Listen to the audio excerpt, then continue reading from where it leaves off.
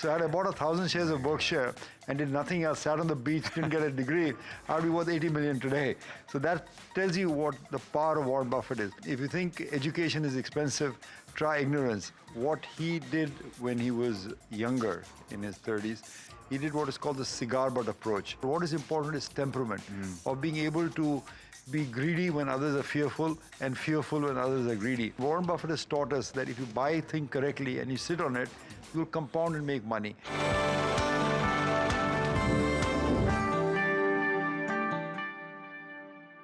In ancient Greece, it was common practice to seek the wisdom of the oracle.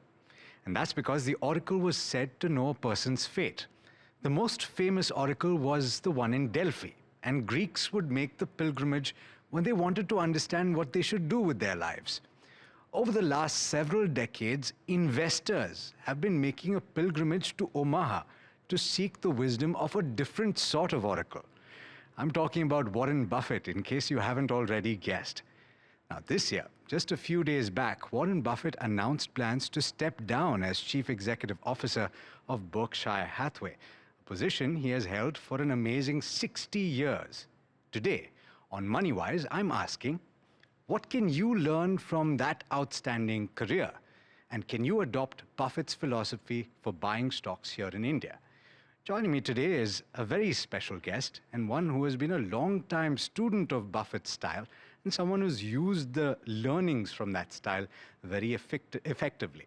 Ramesh Damani is joining me today. Ramesh, thanks so much. Pleasure having you. Thank you, Alex. It's so nice to be able to talk about Warren Buffett. What an illustrious career, as you said. So let's start with your first impression, your first experience of Warren Buffett. Where did that begin? I'll tell you an interesting story, Alex. I was 20 years old when I went to America for the first time as an undergraduate student to California in Los Angeles, where my sister was staying. And most people who go to LA for the first time request a visit to Disneyland or visit to Hollywood Walk of Fame. But what I told my sister at that time, if I remember correctly, that I want to visit See's Candies and Walmart. And she looked at me very quizzically. Why would you want to go to such crazy places that she hadn't heard of? And there used to be only one store in that whole neighborhood called the San Fernando Valley, which had a Walmart or a See's Candy. But she, like a good sister, took me to visit it. And I don't know, I must have heard about Warren Buffett even before that, and that's why I wanted to see it. I'm not really sure, but I went back later in life when I had learned more about Warren Buffett and checked the price of Berkshire when I first landed in America in 1977, and the price was about $70 or so a share, which today, for comparison, is about $800,000. So had I bought 1,000 shares of Berkshire and did nothing else, sat on the beach, didn't get a degree, I'd be worth 80 million today. So that tells you what the power of Warren Buffett is. But as they say, you know, that if you think education is expensive, try ignorance. The education that Warren Buffett has given us and a generation of investors has rewarded us so handsomely that even if we didn't buy Berkshire at the 70s in 1977, you still made out well if you bought good stocks in the next few years. And you've proven that very effectively over the years. I'm hoping that some of what we speak about over the course of this interview will benefit people who are starting out and who may have tried their hand at investing here in India. Let's talk about that style of investing, because he is a huge proponent, the OJ value investor, right?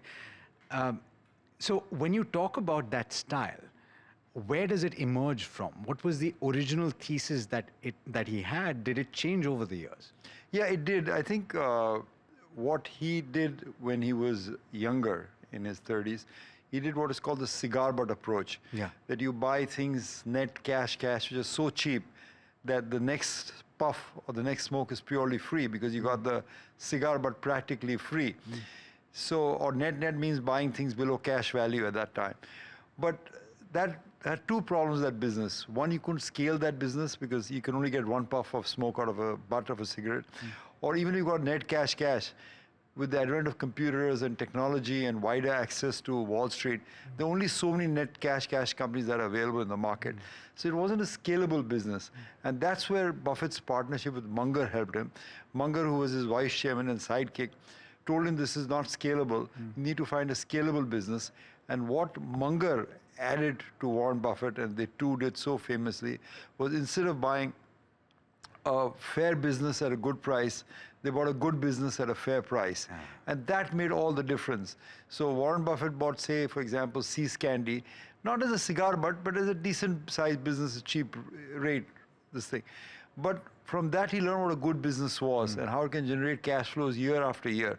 Now the problem of scaling. So there's a straight line you can draw on his intellectual thinking between buying See's Candies in the 70s, as I mentioned to you, and then buying Coke. Because he realized that Coke had a global franchise and people don't get tired of Coke. You might eat 3 pieces of candy, but you could have easily 3 or 4 servings of Coke in a day because it's such a sociable thing to do.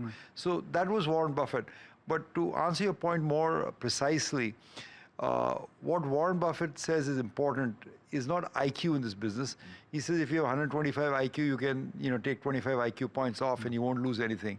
But what is important is temperament, of being able to be greedy when others are fearful and fearful when others are greedy. And Warren Buffett has taught us that if you buy a thing correctly and you sit on it, you'll compound and make money. So I think the most important thing that investors, young investors, should take away is the attitude, the temperament that comes with it. I've often said this on this show and other shows, Alex, that to me in a bull market, nothing is sadder than someone making 20 points in a stock that could perhaps go up 20x. Yeah. If it went up 20x, it would change your life. You'd make up 20 points, you'll have a good party and buy a good dress for yourself. It won't change your life. So Warren Buffett taught us that build the temperament of being disciplined, long-term investors, look at compounding, don't worry the market closes down, have conviction. Every day, American businesses and in our case, Indian businesses throw an opportunity for us. Be ready to strike when the iron is hot. And you said it. I want to delve a little deeper into first that early life and then also some of the decisions that he made post-Coke and the influence of Munger, as you've already pointed out. A lot of people know this, people who know about Warren Buffett and Berkshire Hathaway, but for those that don't, Ramesh, talk about the fact that Berkshire Hathaway was not an investment company at the start. It was a textile company that he bought. It was, as you say correctly, one of those cigar butts that he found. He thought it was so cheap that he could, flip it. The owner, I think, was going to be doing buybacks, so Buffett thought he'd make 10-15% profit. So he bought that company. And when he bought a sufficient stake, he went to meet management. And management said, okay, we'll make an offer for, say, $15.38 dollar for the share. And instead of doing 3/8, he did it for a quarter. So he ripped Buffett off the 1/8. Buffett was so angry that he kept buying the company. He said, I won't tender, I'll take over the company. And lo and behold, in the 60s, he took over that company. And that became Berkshire Hathaway partnership in the 70s or something like that. And the textile business was ultimately closed down because it was a failing business. It had nowhere to go. It just guzzled capital. But sometimes good things come out of bad decisions. And thanks to us, the investors, he created a conglomerate. It was not the most tax efficient way, not necessarily the best way to promote a partnership. But anyway, it was done, and that's history. And that's become what we call Berkshire Hathaway, one of the most formidable conglomerates in America. I think Buffett has said once that if there were 25 other companies like Berkshire Hathaway, no one else would have to pay income tax in corporate America. The kind of taxes they pay, the kind of people they employ, the kind of market cap they have. I think the market cap is probably richer than the entire Indian stock market perhaps at this time. And what strikes me off late also about Berkshire Hathaway as it stands right now, a lot has been said. The headlines, people have probably read it, the amount of cash that they're currently holding, which just reinforces Warren Buffett's philosophy about buying businesses when the value is right. But it takes gumption, Ramesh. It does, and he's done that multiple times, though he's always said just remain invested. Our favorite holding period is forever. But he tends to kind of skirt it sometimes because he has such deep insights into American valuations. So for example, I think it was in the mid-70s, 73, 74, he made an all-cash outlook. So he had a partnership, he liquidated his partnership, and he returned the cash to the shareholders, saying, I can't find value in the stock market anymore. And a few years after that, the market collapsed from the 73 to 79 bear market that took place in America. The bull market resumed a decade later in 1982. So that was one of the famous cash calls he made.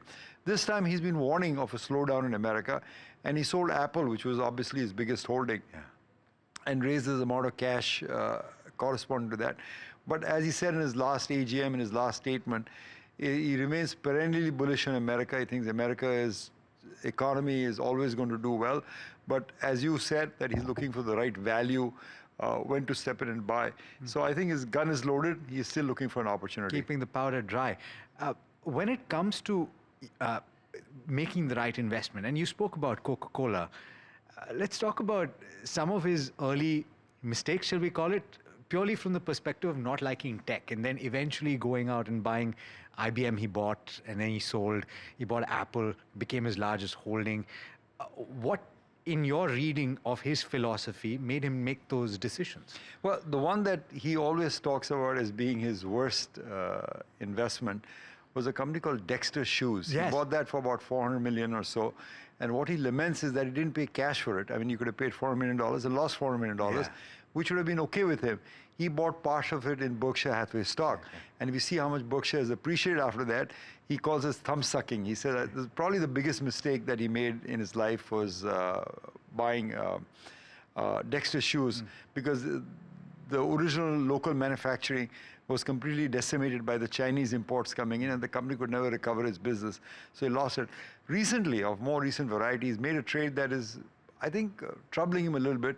He bought, I think, almost 25, 20, 30% of Occidental Petroleum. And the stock's down 30% from his price because oil prices have collapsed after that. So will Occidental Petroleum become his new Dexter? Time will tell, but I don't think he's particularly happy about that. A couple of other mistakes he's made. Airlines, maybe. Yeah. Well, the airlines, he actually got out of making money. He actually held it and held it long enough that he made money. It turned out to be profitable. But he's famously said that if you want to be a millionaire and become poor, buy airline stocks. So, having said that, when he looks value, he never liked railroads, never liked airlines, never liked technology businesses. He's bought all of them at the correct valuation. So I think the key takeaway from his life and learnings is that focus on valuation, valuation, valuation. Yeah. I think it covers a multitude of sins. You can make a wrong industry bet, wrong management bet, but if the valuation is your favor, at least the outcome will be good. Okay, so let's turn the lens to an Indian investor that is trying to follow as much as they possibly can in the footsteps of Warren Buffett. Talk about how you have employed his philosophy in the way that you have invested. For example, identifying a company first off, the whole idea of the moat. How do you go about doing that? I think Warren Buffett has said it that either you get value investing or you don't get it. There are not people in between. I think luckily for me, I got it, and I hung around with people who understood it, who practiced it. So we kind of did it. And you look back at the results. As I told you, when I came back to India in the late 80s, the Sensex was 800. Yeah. Today it's 80,000. So you had a 100x move just by holding on to stocks in India. Yeah. So India in many ways has been a very profitable area to practice value investing. Now people have tried all sorts of things in India. They've tried arbitrage, they've tried F&O, they've tried buying with insider information, trying with what management says, and they've tried value investors. And the ones still standing on the top after 30 years are the people who've been value investors in India. So it's, what you need to understand is that what Buffett allowed us to enter was there was a intellectual village called Graham Doddsville, who Buffett followed, and now I would call it Graham Doddsville, Buffett and Munger, which is an intellectual village for value investors. And Buffett not only was the mayor, we opened the doors and said anyone who wants to partake in it can do it. And thanks to his teachings, thanks to his lessons, thanks to his temperament, we all entered who wanted to enter. It was a free entry. There's no pass to it. And we bought stocks, and Indian market has been great for value investors. You've had so many great stocks like ITC, Reddy's, Cipla that have multiplied returns for investors over long periods of time. So I think we are very blessed that we could learn at the feet of the master almost. Of course, you have a process that you follow that you've learned over the years, and you said that you've attended this beautiful village, this intellectual village. When you look at a company for the first time, what are the kind of filters that you apply? Not necessarily all of these fancy terminologies, but what are the simple questions that you ask? It's in that case, I must admit that it's different from what Warren Buffett does. Warren is such a ferocious reader and such a ferocious acquirer of numbers, that what he does is that he values a business and then checks the market cap to see if there's a difference between the valuation he thinks it should be and the value the market is ascribing to that. So by the time we wake up, he's probably studied 100 companies already. So he knows all the companies in the S&P 500. He knows companies in Korea. He knows companies in Japan, as he bought this Japanese trading company. So he keeps doing that. I have not, unfortunately, had the same prowess as him there. So I start from a different perspective. So I'm not exactly following Buffett. But if I like a business or I think bullish about the business, so for example, sometimes in the 2000, after the tech boom in India, I got bullish on the BPO business, or what is called now GCC, Global Capability Centers out there. I realized that we have a big business in India with telecom costs coming down, real estate costs being similar. So I went and did a deep dive on the entire the BPO business. It was a way of a few thousand crores. I thought it didn't make any sense to me. So we bought all the top 3 businesses that were doing BPO at that time. And that turned out to be a very profitable decision. So what I first do is I look at the market cap of a business and see what is the market ascribing value to it. So for example, to give you another more current example, the PSU defense shipping companies, if you looked at back 3-4 years, they were trailing at a fraction of the market cap they're trading now. It didn't seem likely because, you know, Mazgon Dock, which I'm not recommending, and I have a small position in it, but I'm not recommending this stock in any way. But to illustrate the point with you, it was available, it IPO'd at a market cap of 3,000 crores. And it had almost that much equivalent in cash in the balance sheet. And it had an order book visibility for the next 5 years. So it was just, you know, deep value investing that we were practicing when we bought that. So I think there's a difference. I mean, you know, you can't compare yourself to the sage, but the basic principles he taught are still valuable in India. Will they have a cash flow? Will they have, you know, dividend yield? Will they have order growth? That, I think there are a lot of stocks and a lot of practitioners in India who skin the cat themselves. So as Warren has himself pointed out, it's not that you have to buy the same stocks. It's such a wide intellectual field. You have to buy things cheap, and you got to believe in the management, and you got to hold on till they came out. And I think that's the biggest lesson. Okay. And you've given some lovely examples. So let me ask you this. Of course, you've made mistakes over the years. Everybody has. Interestingly, right? So if you're doing value, there are a lot of people that have perhaps looked at the same company and said that it's not worth the money and I don't want to buy it for various reasons. So in a sense, you're doing the opposite of what they're doing. And there's a reason why you have to do that, right? So, but it takes conviction. So if you've made the wrong call, unfortunately, things can go very wrong. How do you pick yourself up? And have there been instances where you've done that? How have you done it?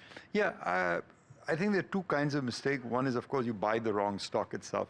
But let me give you an example of one stock that I got wrong. We bought a company called MTNL, if you may recall. That was the fixed line provider, public sector stock in India. That stock went from, I don't know, 200 to 20 bucks or so. So I lost, you know, 90% of my money in that stock out there. But the thing is, there's a quote attributable to Peter Lynch, where he says that you should always water your flowers and cut your weeds. So while I lost 90% of my money, it was a loss I could avoid because I had 10x, 20x in so many other stocks. So I lost one part of my earnings in MTNL, but it more than made up by other stocks that went up 10, 20x. If you flip everything for 20 buck profit or 20% profit, you're never going to get rich. So Buffett also taught Lynch and taught us that you have to hold on to the great winners forever because compounding will take you over time. But the other set of mistake, which Buffett calls thumb sucking, which are so important that I think value investors broadly will get this part right. So, you know, we'll buy good stocks, and even if you have a few losers, the winners will compensate for the losers. So there's nothing I worry about too much. But it's what we call not the errors of commission, it's the error of omission. I mean, for example, Bajaj Finance, the company in my backyard that, you know, in Pune, I mean, it's in my circle of competences in finance. And for many years, I missed that. I mean, it's just, that's an error of commission, error of omission. Because how can you miss that? It's in your backyard, it's a business you understand, it's run by management you trust, how you do that. Again, I'm not recommending any of these stocks, but just to illustrate the point that these errors of commission, errors of omission that you make sometimes hurt your portfolio more. I think no one can point out, say, oh, you didn't buy this or you didn't buy that. I think that's what we should try and, you know, if there's something within your circle of competence and certain something that you should understand, and if you didn't understand that, you should really punish yourself. Okay. And I think that's something that I think we all could improve, including Warren himself. Okay, so a couple more things that would be very beneficial to people listening in, right? Warren Buffett has over the years had concentrated portfolios. So I think the question a lot of investors ask at the start is, how many businesses should you own? Is it okay to have very concentrated bets? What's the definition, in your opinion, of a concentrated bet? I think, yes, Warren Buffett does believe in that. Charlie Munger does believe in that. Unfortunately, I'm not that good a practitioner of what Warren and Jai said. I run a more diversified portfolio, though I would say 50% is in the top 10, 15 holdings. The rest is white tail, because that's just the way I operate. You know, I think it requires a lot of self-confidence and a lot of seasoning before you reach there. It's a goal you want to reach there, but it's not easy to reach there. So Warren Buffett has run a very concentrated portfolio. I think for most people, maybe you start off with diversified and then gradually move up the ladder. Okay.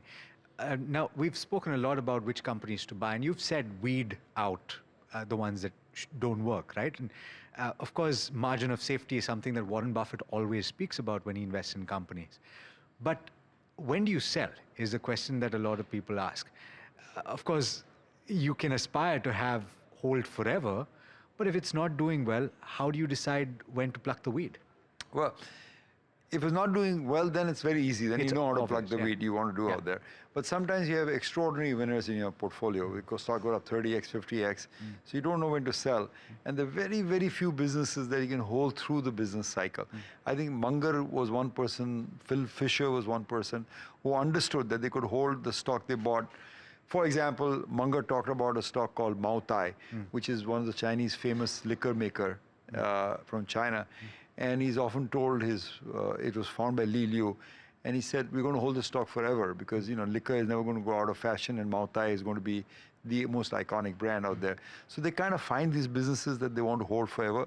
So maybe a liquor business, a tobacco business, even in India, are businesses that you can hold forever. But the short answer to your question is that I bought a lot of stocks that have done very well in a bull market, up 20x, 30x in a bull market.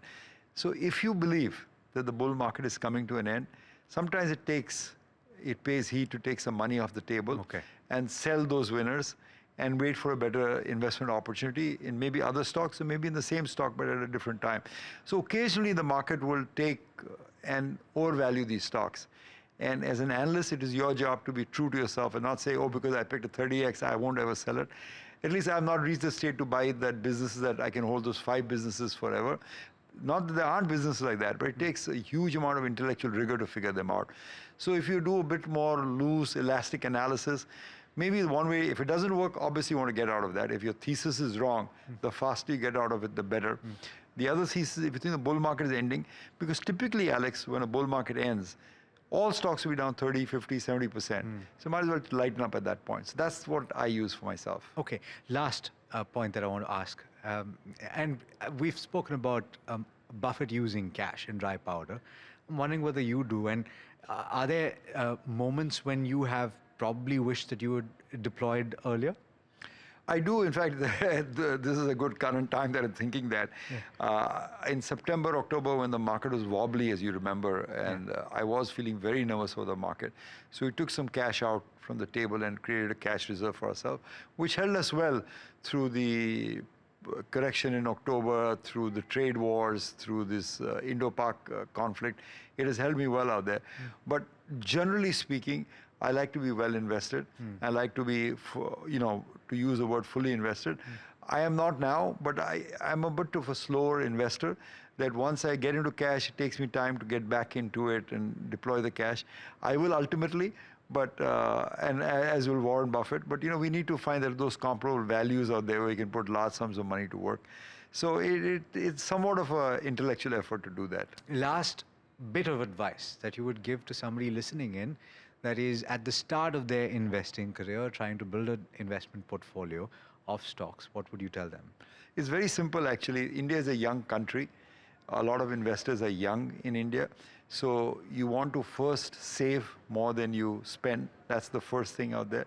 And secondly, what you save, you want to put in appreciating assets rather than depreciating assets, because that's what will go up. So if you go out and spend on a car or a phone, you'll feel nice, but it'll depreciate down in value. But if you buy a common stock or something that can appreciate, you'll probably make better gains out there.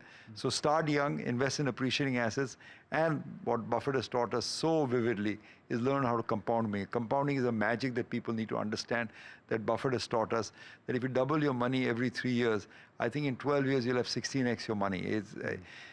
There's one Warren Buffett quote which I don't remember exactly, but what he said is if you want to get from the middle class to the money class, all you need is 30 years, a bull market, and the ability to compound money, and you'll get there.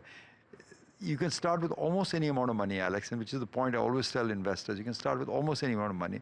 If you do it successfully for a 30-year period, which is your professional life, 30 years you would have 1000x the money that you started off with. 1000x the money. Wow. Do that on a computer spreadsheet and see for yourself. You double your money every 3 years. What happens in 30 years? It is extraordinary, and that path is open to everybody.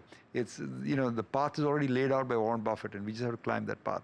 On that very special note, Ramesh, thank you so much for taking the time.